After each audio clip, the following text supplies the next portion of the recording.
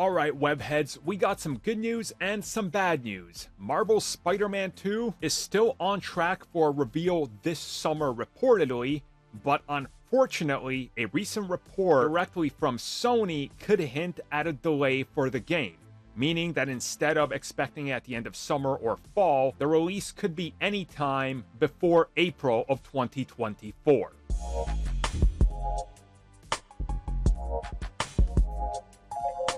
Alright guys, so here's what's going on. So Sony updated their, report that sort of highlights, their fiscal year. Now, some people don't understand this. Fiscal years aren't January to the end of December.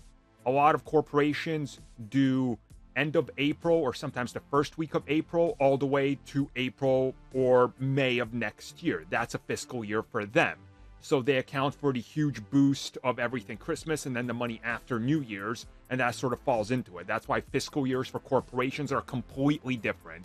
So Sony's fiscal year ends on March 31st next year. So Sony's recent report clarified that Marvel's Spider-Man 2 is still in development, but instead of saying it's coming out this year or this fall, like previously, it's been updated to say it's releasing this fiscal year, aka within the next fiscal year, which means it's coming out by March 31st of next year, aka the cutoff would be April 1st. Now, we've seen Sony take an approach that gives developers more time, and if they see fit, they are willing to delay a game from September to November, from November to January or February. We saw that happen with Horizon Forbidden West, and it delivers a better product in the end. So I think honestly that they are realistically looking at a potential delay to assure quality.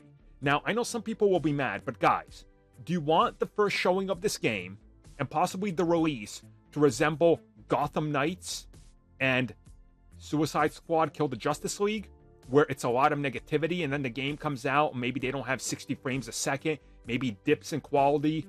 I mean, let them take their time. We want nothing but the best from a sequel to one of the best comic book games ever made, or two of them technically. So let them take their time, and if Insomniac needs more time, then I think they deserve it. They've shown nothing but high quality games over and over, and if there's one studio I trust that they're not going to release a botched product, and how many have we seen this year? Jedi Survivor, I'm struggling to get through that on my PlayStation 5 because I'm running into so many bugs.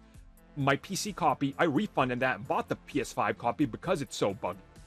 Gotham Knights, still a stuttering mess on consoles, and on PC, it still hasn't gotten better. Like, let's let these guys put out the best game possible, and we've seen what Insomniac can do that nobody else can do. You can play the two Spider-Man games on PS5 at 60 frames a second with ray tracing. You know who can't? Most Microsoft games or most other Sony games even. Insomniac is wizards when it comes to making games that look better than almost most of these games out there.